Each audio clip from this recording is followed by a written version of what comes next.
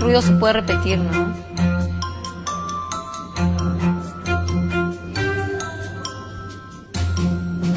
Ay, qué feo ese ruido. ¿No? Sí. Dar algunos acabados, seguramente están urgidos.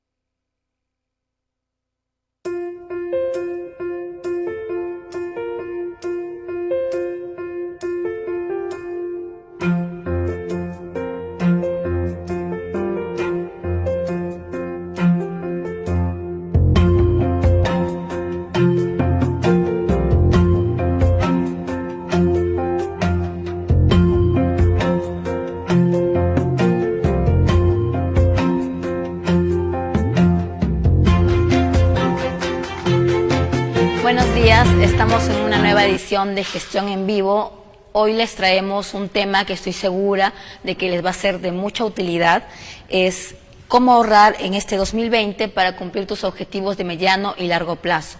Para ello tenemos como invitado al profesor y economista Walter Leiva. Bienvenido, Walter. Gracias. Quien va a responder a sus dudas y consultas, las que nos pueden hacer llegar a través del Facebook de Gestión.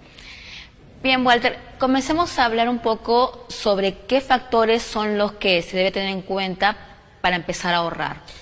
En primer lugar, tenemos que hacer un análisis de nuestros ingresos y gastos. Poder determinar la importancia de esos gastos en una priorización. Hay gastos que son ineludibles, por ejemplo, el tema de alimentación, casa, educación, transporte. Sin embargo, hay otro rubro de gastos en los cuales sí podemos realizar algún tipo de gestión a fin de ir afinándolos. Por ejemplo, esos gastos podrían ser desde la forma en que nos transportamos, la cantidad de servicios que utilizamos, aquellas salidas o gastos muy personales de consumo que tenemos para los fines de semana.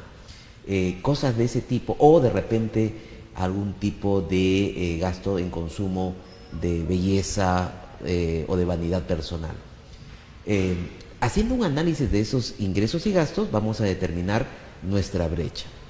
Con esa brecha, lo que vamos a determinar ahora, paso 2, es los objetivos de corto, mediano y largo plazo. Los objetivos de corto plazo son aquellos que tienen proyectos, digamos que están más referidos a un tema de consumo. Podría ser un viaje familiar, podría ser la compra de un artefacto como un televisor, un PlayStation o cualquier otro artefacto o mueble familiar. Luego tenemos los objetivos de mediano plazo. Estos objetivos de mediano plazo sí ya son de una importancia más relevante. Allí es donde nosotros tenemos que enfocar nuestra direccionar nuestro esfuerzo del ahorro.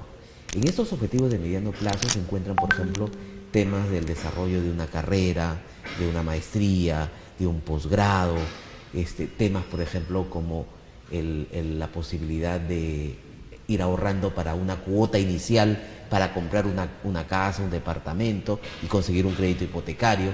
Son temas de vida. Y los objetivos de largo plazo ya son objetivos, digamos, un poco que están asociados también a un ciclo de vida más adulta. Por ejemplo, cuando pensamos en nuestros hijos, cuando pensamos en la universidad de nuestros hijos, lo que van a estudiar, es probable que los padres empecemos a hacer un ahorro, pero de largo plazo. O incluso cuando pensamos también en hacer algún tipo de inversión para algún negocio, al momento de retirarnos de nuestro trabajo, cuando empezamos a pensar en la jubilación, empezamos a hacer un ahorro para el largo plazo. Esos son los 3 primeros objetivos que se tienen que las personas decidir a tomarlos. Sin motivación es difícil ahorrar. tenemos que fijar nuestro pensamiento en un objetivo concreto. Y eso nos tiene que motivar y estimular día a día, mes a mes, a hacer los esfuerzos de ahorro que podemos realizar. ¿Es entonces mejor, es recomendable hacerlo por escrito, tenerlo? Es mejor, dentro de las técnicas de cómo podemos automotivarnos, la recomendación es en esa meta ponerla por escrito. Incluso esas metas, ponerle plazo, que es el de corto plazo. Qué importante. Es decir, en este año yo debo alcanzar esto, o en el 2021 debo tener esta cantidad ahorrada para poder realizar mi proyecto de vida que estoy planteando. Eso, ponerlo, digamos, junto en nuestra habitación, junto a nuestra cama, a nuestro velador, para que el día a día, cuando nosotros nos levantemos, veamos, esto es lo que yo... Por eso me estoy luchando, esforzando, ¿no? por eso estoy dejando de importante. consumir tal cosa, por eso estoy dejando de comprar tal Así cosa. es, porque el ahorro, cualquier persona que te dice, oye, ¿estás dispuesto a ahorrar? Probablemente te diga sí. Pero el ahorro no es fácil, hay que hacer sacrificios, ¿no? Esos sacrificios contemplan pues que te inhibas a veces de hacer algunos gastitos personales, de tener el celular el último celular de la generación, de comprarte pues la ropa de mayor calidad y más bonita, el de utilizar de repente algunos elementos decorativos, un reloj más caro. Muchas veces tenemos que inhibirnos ante ese tipo de tentaciones humanas, que todos los tenemos, es válido también, pero si tenemos un objetivo superior, nos va a poder llevar y estimular a que podamos tomar esa decisión en el momento, ¿no? Porque cuando estamos justo frente a la posibilidad de comprar y no comprar, es fácil sucumbir, ¿no? Así es. Sí. Tenemos que pensar en nuestro objetivo prioritario, en lo que nos está motivando. Muy bien. Una duda, o bueno, algo que pienso que es importante es esos objetivos de los que nos hablas sobre los plazos que se tienen que poner. ¿Qué tan importante es, o sea, que sean realistas? ¿Cómo saber si son realistas? Sí, es cierto, cuando nos ponemos metas, debemos tener unas metas, en primer lugar, alcanzables. Es decir, no todo el mundo quisiera tener un logro extraordinario, pero si nos ponemos metas muy altas, demasiado fuertes, también podría generar un efecto boomerang, que es la desmotivación. Es decir, pongámonos metas alcanzables, de repente, si no las podemos poner en un corto plazo, de un año, podríamos hacer incluso metas de cortísimo plazo, es decir, trimestrales. En 3 meses debo lograr esto, pero totalmente alcanzable. Entonces, ahí se genera un efecto de estimulación y motivación permanente, porque si logras a los 3 meses esa pequeña meta de ahorro, entonces eso te va a poder conllevar a que puedas tener una expectativa de cumplir las siguientes. Estás más motivado, ¿no? Más motivado. Bien, Amelia nos pregunta cuánto se debe ahorrar al mes. Me imagino que está relacionado con el salario, pero el porcentaje, ¿cómo? Bueno, las metas teóricas nos dicen que el 20% de nuestros ingresos deberían llegar a ser nuestros ahorros. Lo digo, subrayo teóricas, porque es difícil cuando es un poco teórico. Si pudiéramos tener esa posibilidad, es lo ideal. Sin embargo, lo que sí tendríamos como una regla personal importante que adecuarnos es, por lo menos, que el 10% de nuestro ingreso lo ahorremos. Considero que esa sería la primera meta importante.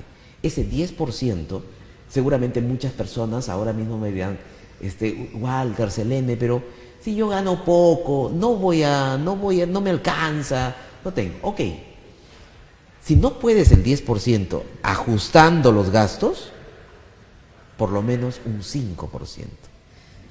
Esa pequeña cantidad, dice, no, pero 5% es muy poco. Así sea poco, lo importante es ir generando esa disciplina en nuestros hábitos.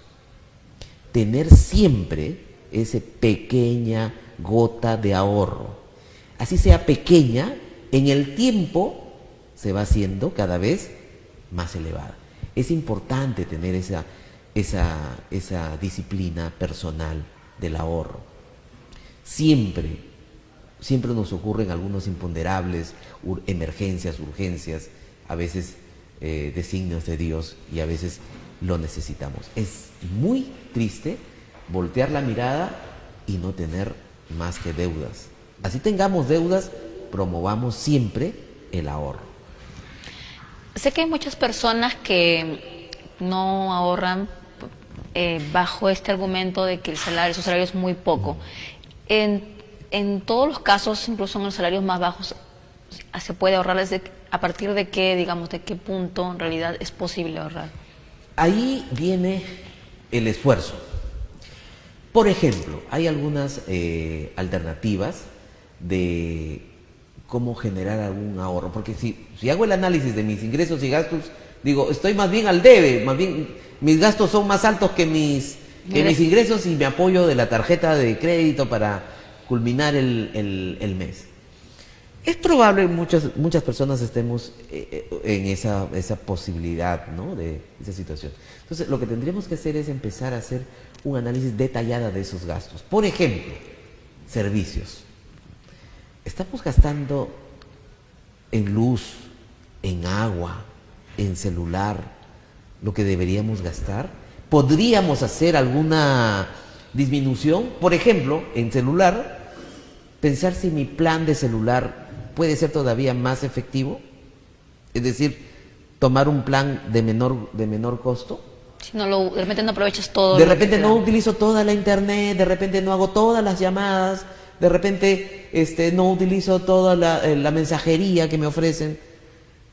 ¿Lo necesito realmente? Entonces, por ahí podría haber, por ejemplo, una primera posibilidad de disminuir algo mi gasto. Segunda opción, la alimentación. Muchas veces, por ejemplo, hay personas que trabajamos, la mayoría los que trabajan como dependientes, toman el horario de 8, 9 de la mañana hasta las 5, 6 de la tarde. Muchos comen en un menú, pero ese menú nos cuesta, vamos a decir, alrededor de 10 soles. Si preparáramos el menú en nuestra casa, si trajéramos nuestro tupper, probablemente, ese menú nos va a salir, vamos a decir, 5 soles. Si multiplicamos 5 soles por 30, estaríamos ahorrando 150. Y si multiplicamos 150 soles por 12 meses, estaríamos hablando de un ahorro de 1.800 soles. Estamos hablando, 6 meses. Estamos hablando de cosas pequeñas donde podríamos ajustarnos. Y si analizamos bien nuestros gastos, por ejemplo, cuánto estamos gastando en nuestras salidas de fin de semana. Todos, la mayoría tienen un pequeño presupuesto. De repente en ese pequeño presupuesto pues ir ajustando un poco más, ¿no? Hay otras, por ejemplo, como otras metodologías, como es toma tus vacaciones en casa. Muchas veces gastamos en nuestras vacaciones, ¿no? Es más, vemos el verano o el cierre del año como para poder ir de repente a una playa con la familia, con los amigos, etcétera, y eso nos representa un gasto. ¿Qué pasa si este año tomamos las vacaciones en casa y más bien hacemos un tema de calidad de tiempo con nuestros hijos, con nuestros hermanos, con nuestros amigos? Me imagino que eso puede ser en alguna ocasión, o sea, no siempre. Así es. Hay que balancearlo. Obviamente no vamos a volvernos unos ermitaños, pero sí podemos ir balanceando algunas herramientas. O hay cosas que se pueden hacer cerca también. Así es. Ese análisis es personalísimo, ¿no? Cada uno tendría que definir sus propias prioridades para poder ajustar, digamos, esas decisiones. Pero sí son alternativas a evaluar. También hay, por ejemplo, el tema por ejemplo, ¿qué otra manera yo puedo ahorrar dinero? Otro elemento importante para ahorrar, digamos, dejar de gastar fuertemente, es precisamente el análisis del transporte, ¿no? Se gasta mucho en transporte. Se gasta mucho en transporte. En Lima. Entonces, sí. habría que evaluar, ver opciones, aunque es un poco difícil, lo sé, pero ir probando, porque a veces conversábamos con una alumna hace poco tiempo, me dice: profesor, yo gasto casi un tercio de mi ingreso en lo que son traslados. Obviamente no tiene un vehículo y me dice: tengo que pasar 2, 3 líneas para poder llegar a mi trabajo. Digo: ¿ya has evaluado? Sí, me dice: profesor, yo he evaluado hasta 4 formas de poder llegar a mi trabajo. Y ya me he quedado con la que me consume menos. Pero lo más resaltante o lo extraíble de este ejemplo es que había probado hasta 4 formas de hacerlo. Y tuvo la posibilidad de elegir. Eso a veces nos habituamos, digamos, esta es mi ruta, esto es lo que hago siempre, y a ver... La primera que hemos encontrado, pero no... Entonces también a eso nos puede concurrir a un tema de gasto. Es sacrificado, lo sé, es complicado, pero dependerá de nuestras prioridades, ¿no? Quiero algo, tengo que pagar, y no tengo que pagar solamente con un tema monetario, sino con un tema de sacrificio, un tema de esfuerzo, ¿no? Claro, sí. Jocelyn nos pregunta: ¿cuál es la forma correcta de ahorro? ¿Hay una metodología que es mejor de ahorro que otras? Yo recomiendo el ahorro formal. En nuestro país, del total de personas que pueden ahorrar, es decir, de las personas adultas, de 18 años para adelante, ahorran en promedio un 40%. Pero de ese 40%, aproximadamente la mitad lo hace de manera informal, ¿no? Es decir, su ahorrito en casa. El resto va al banco o a entidades reguladas. Yo sugiero hacerlo de una manera regulada, de una manera formal en un banco. Existen ahora muchas opciones también. Hay mitos, hay paradigmas que nos dicen: yo no ahorro porque me cobran más de lo que yo gano. Es cierto que existen algunas ofertas que son un poco leoninas, pero ahora existen en el mercado también ofertas que sí ofrecen ahorro a un costo mínimo y que te ofrecen cierta rentabilidad, ¿no? Entonces, ¿cuál sería la estrategia? Ahora que casi la mayoría tenemos todos nuestros ingresos bancarizados en el sistema, etcétera, una buena manera, tal vez una de las recomendaciones que podría hacerle a todas las personas que nos están viendo y escuchando, es que abramos otra cuenta, una cuenta de ahorro, y de nuestra cuenta sueldo automáticamente hacer que cuando llegue nuestro sueldo, un porcentaje, que podría ser un 10%, pase a esta otra cuenta. ¿Se puede programar de esa manera? Se puede programar. ¿Tienes que ir al banco y solicitar eso? Bueno, ahora por internet es bastante sencillo, o a través del call center también. Ya el ir al banco cada vez claro, es menos necesario. Pero eso, por ejemplo, eso ya es una estrategia muy, muy, muy interesante. ¿Por qué? Porque ya no te da espacio a pensar qué haces con eso, sino que llega tu dinero, inmediatamente se deriva a la otra cuenta. Entonces, tu cabeza ya se pone a pensar qué es lo que tienes que hacer, pero con esta cantidad de dinero. Claro, en función ya de lo restante. Así es. Esa es una estrategia bien interesante. Yo invito a que la realice. Yo diría que es la mejor, porque tú misma te vuelves dictador de tus ingresos. Se acabó, esto no lo tengo, y se va para allá. Una disciplina que ya te la impones tú mismo. Tú mismo te la impones. Bien, Iván Fabián nos pregunta: ¿es mejor ahorrar en una cuenta de ahorros simples o a plazo fijo? No, es mejor ahorrar en una cuenta de ahorro de plazo fijo.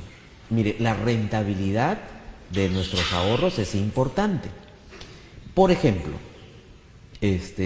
la tasa de inflación, es decir, el dinero que teníamos, la tasa de inflación, cuánto ha perdido, digamos, su rentabilidad, su efectividad en un año. La tasa de inflación en el 2019 ha sido 1.9.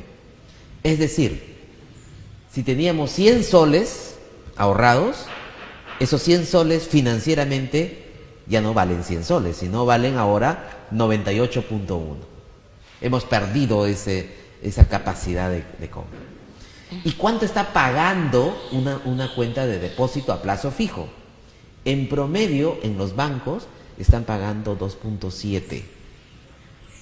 Y en las cajas y entidades de microfinanzas están pagando 4.5. Entonces, si a ese 2.7 yo le resto el 1.9, ¿cuánto gano realmente? 0.8. Y si en una caja yo ahorro y me pagan 4.5 y yo estoy, por la inflación, he perdido 1.9, más o menos estoy ganando 2.6. Es recomendable hacerlo en una cuenta de depósito a plazo fijo. Normalmente lo que hacemos es ir ahorrando en una cuenta de ahorro simple hasta que se acumule una cantidad adecuada e ir agregando eso a un depósito a plazo fijo. Ahora también hay productos que son ahorros programados, donde ya no hay necesidad de pasar de una cuenta de ahorro simple a un depósito a plazo fijo, sino que te dan la opción de que esa cuenta sea un depósito a plazo fijo que se vaya incrementando mes a mes. Especialmente ese tipo de productos lo tienen diseñado en el sector de microfinanzas, ¿no? Que son para pequeños ahorristas o personas, ciudadanos de a pie, que su ahorro es pequeño, 50, 100 soles, 200 soles al mes, pero que se va incrementando poco a poco. Yo diría, no importa la cantidad que ahorres, por muy pequeña que sea, pero ahorra. Jocelyn nuevamente nos pregunta qué opina usted de las juntas de ahorros, o sea, algo más, una manera más informal. Más informal, es interesante, es un modelo interesante que cultiva un poco el hábito del ahorro. Se tiene que trabajar con personas de mucha confianza. Sin embargo, responsables, ¿no? Sin embargo, son bastante, tiene una alta incidencia es muy frágil, digamos. Hay alguna persona que no puede cumplir y empieza al cabo de un tiempo a, digamos, a malograrse esas posibilidades de ahorros, ¿no? Yo sugeriría, sin dejar de ser una interesante opción, sugeriría hacerlo, el ahorro, directamente en la cuenta bancaria. Ahora, generalmente ese tipo de juntas, recordemos que tú vas ahorrando, pero luego te entregan la cantidad toda junta, ¿no? Antes de que ahorres, digamos, durante todo ese periodo. Entonces, cuando tienen toda esa cantidad junta, es probable que lo gastes en un tema de consumo, es decir, podría llegar a ser una ilusión, ¿no? Yo preferiría o sugeriría mejor que lo hagan en un sistema formal. De manera individual. Individual. Pavel nos pregunta, ¿hay bancos donde se puedan ahorrar a plazo fijo y sobre ello seguir incrementando libremente las veces que quieras tu monto de ahorro? Así es, generalmente son programas de ahorro programado que te pagan la tasa del depósito a plazo fijo. La condición es que aquello que ingresa ya no sale, ¿no? Es a plazo fijo, solamente lo puedes retirar después de un año, pero mes a mes lo puedes ir incrementando. No necesitas abrir otro depósito a plazo fijo y otro depósito, sino en el mismo. ¿Quiénes son líderes en ese tipo de programas? Son las cajas, especialmente las cajas municipales, que son entidades que tienen un mayor desarrollo en ese tipo de productos. ¿Y con qué frecuencia se debe ahorrar? O sea, si recibo mi pago mensualmente, es bueno que, o sea, apenas me llegue el pago, separe una parte del dinero, o de repente algo más la gente que ahorra diariamente, de repente un monto? Depende de la forma de los ingresos, ¿no? Si tenemos un ingreso quincenal, es mejor hacerlo conjuntamente con tus ingresos. Ahora, hay pequeñas personas o personas que tienen pequeños negocios cuyo ingreso es de índole diaria. Entonces, se puede hacer, digamos, un hábito de ahorro diario. Digamos, un taxista que tiene su ahorro, sus ingresos de forma diaria. Los taxistas suelen hacer ahorros diferenciados. Un tipo de ahorro para el mantenimiento del vehículo, un tipo de ahorro para la compra de otro vehículo, etcétera, y eso van haciendo como pequeñas cuentas de ahorro. De la misma manera, para cualquier otro tipo de negocio que tiene un ingreso diario, permitiría hacer un ahorro también de esa misma, en esa misma frecuencia. David nos pregunta, ¿dónde se genera mayor rentabilidad? ¿En los depósitos a plazo fijo o con los fondos mutuos? Que ya es una forma de inversión. Hay una diferencia entre los fondos mutuos y los depósitos a plazo fijo. Los depósitos a plazo fijo es para alguien que realiza una inversión de menos riesgo. ¿Por qué? Porque tú ahí vas a ganar una cantidad, un porcentaje que es una tasa fija, una renta fija. No vas a ganar menos. En cambio, en los fondos mutuos tiene la característica de que podrías ganar más de lo que te paga un depósito, pero también podrías perder. Entonces, ahí depende de la tipología del ahorrista. Hay personas que tienen mayor apetito al riesgo, que aceptan más riesgo. Y hay personas que son muy prudentes con el riesgo. Dicen, no. Si tengo posibilidad de perder, no voy. Y hay personas que dicen, bueno, así pierda, pero ganaría muchísimo más, voy. Entonces, esa ya es una decisión de cada uno de los inversionistas o ahorristas, ¿no? A dónde desean poner, digamos, sus inversiones o sus ahorros. Los dos tipos, el ahorrista que acepta mayor riesgo y el inversionista que es muy prudente con el riesgo. Por otro lado, Miguel nos pregunta, ¿qué opina de los fondos mutuos o inversiones en la bolsa? O sea, me imagino que las inversiones en la bolsa ya son para personas más arriesgadas.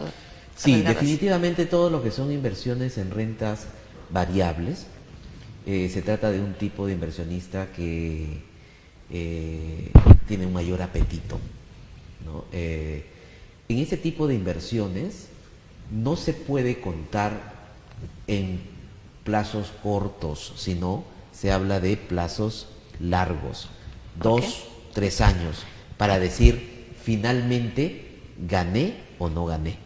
Porque si hablamos de periodos cortos, podrían haber 1, 2 meses, 3 meses continuos de pérdida, pero posteriormente podría tener 6 meses de rentabilidad muy por encima de lo esperado. Entonces, para un inversionista que tiene un bajo apetito al riesgo, que es adverso al riesgo, eso lo va a tener pues con un estrés tremendo, porque va a estar midiendo mes a mes, perdí, gané. No, eso no es conveniente. Es para alguien que puede aceptar, digamos, ese nivel de riesgo, pero en un mediano plazo, 3 años, 4 años, ¿no? Claro, porque no, la idea tampoco es perder calidad de vida teniendo este estrés. Sí, no, es... A veces también podemos hacer dentro de nuestros ahorros, para aquellos que tenemos, digamos, una mayor capacidad de ahorros, lo que podemos hacer es diversificar también nuestras modalidades de ahorro. Es decir, una parte lo coloco en un depósito a plazo fijo, otra parte lo puedo invertir en fondos mutuos y otra parte lo puedo manejar en lo que es la bolsa. Entonces, si se pierde acá, no necesariamente pierdo en todo, ¿no? Es decir, claro, puedes hacer un juego, digamos, de posibilidades. Ganas mucho acá, perdiste aquí, pero compensa, en general, compensa tu rentabilidad. Eso ya es un poquito más elaborado, pero sí es interesante la diversificación de inversiones, ¿no? Si es que tienes la posibilidad de hacerlo. Y esta capacidad de asumir riesgos para invertir, también puede estar relacionada con, tener alguna relación con el objetivo que yo me estoy trazando a mediano o largo plazo. O sea, de repente no es lo mismo arriesgar el dinero para la universidad de mis hijos que arriesgar el plan que yo quiero de comprarme un auto, ¿no? Así es. Es importante, claro, los objetivos, hay objetivos que son prioritarios, digamos, con esto No se puede jugar. me juego, ¿no? De repente si es que es, oye, compras o no compras tu televisor de 50 pulgadas, no va a pasar nada, pero termina este año tu hijo, tu secundaria, y está para empezar la universidad, y digas, hijito, perdí la plata para tu matrícula. Claro. Eso Terrible. sí es terrible, ¿no? Entonces, sí tiene que ver esto. Y el otro gran punto, Selene, es que también es importante la cultura financiera. ¿Por qué? Porque en la medida que nosotros desconocemos algo, nuestra primera opción es negarte. No, ahí no. Pero en la medida que conocemos más, nos va a permitir tomar también más riesgos. Entonces, un poco la recomendación aquí es, hay que informarse cada vez más, hay que leer un poquito más las cifras. Por ejemplo, hay un gran mito. El gran mito, justo en octubre, la financiera TFC fue intervenida por la Superintendencia de Banca. Entonces, las personas decían, uy, ya perdí mi plata, ¿qué hice? Pero debemos recordar, por ejemplo, que todas las entidades financieras reguladas y supervisadas por la SBS están regidas por el Fondo de Seguro de Depósitos. Ese Fondo de Seguro de Depósitos nos va a respaldar nuestro ahorro hasta un monto de 100.600 soles aproximadamente. O sea, si tú tienes un ahorro de 100.000 soles y ahorras en una caja municipal, en una caja rural, en una financiera o en un banco, no los vas a perder. ¿Por qué? Porque va a respaldar el Fondo de Seguro de Depósitos. Claro, ahora, si tienes un ahorro superior a los 100.000 soles, lo que se sugiere podría ser es diversificar también en diferentes entidades. Ese temor de que la empresa financiera quiebre y se lleve tus ahorros, de que no te los devuelva, cada vez es menor. Donde sí tenemos que tener mucho cuidado es en donde ahorramos en entidades que no tienen el respaldo, la regulación y la supervisión de la Superintendencia de Banca y Seguros. Allí sí, porque si ahorras en una entidad sin respaldo, si esa entidad quiebra, tus ahorros se van con esa entidad. Existe la posibilidad de que cuando la liquiden te puedan devolver o te puedan responder, digamos, esos ahorros. Pero ya estamos hablando de una posibilidad que no es inmediata. En cambio, con el Fondo de Seguro de Depósitos, la entidad es intervenida por la SBS y en no más de 5 días tienes tu dinero de vuelta. ¿Qué es lo que pasó finalmente con Financiera TFC? Creo que fue un día jueves intervenida y el día lunes las personas ya estaban cobrando. En este caso fue con el BCP que se hizo el convenio para que puedan ir y recoger su dinero, incluyendo sus intereses correspondientes al momento del cierre. Entonces, es importante ahorrar en entidades supervisadas y reguladas. ¿Cuáles son? Cajas municipales, cajas rurales, financieras, bancos. Claro, qué importante tener este respaldo, esta seguridad. Así es. Javier nos pregunta, y ya para terminar el tema, algo que, bueno, muchos nos preguntamos en algún momento, ¿ahorrar en soles o en dólares? ¿Hasta qué punto es conveniente? De hecho, en soles. En soles, la moneda peruana se ha ido apreciando, cada vez tiene una mayor estabilidad, de forma tal que el impacto es favorable. El dólar, si bien es cierto, tiene un tipo de cambio que podría ser fluctuante, etcétera, pero volvemos un poco al apetito al riesgo. Podrías ganar más, pero podrías perder. Entonces, mi recomendación es en soles, y además pues vivimos también un contexto mundial reciente que no se sabe en qué va a terminar ese tema del conflicto entre Claro. Estados Unidos y La guerra comercial. Irán, y esta guerra comercial con China. Hay elementos del contexto macroeconómico que van a influenciar en el contexto microeconómico, que es para los ahorristas de a pie, ¿no? Muy bien, muchísimas gracias, Walter, por toda esta información tan valiosa que nos has brindado. Estoy segura de que ha sido y será de mucha utilidad para todos los que te hemos escuchado. Muchas gracias a ustedes por estar viéndonos aquí en Gestión en Vivo. Nos encontraremos en una próxima edición. Gracias, muy amable.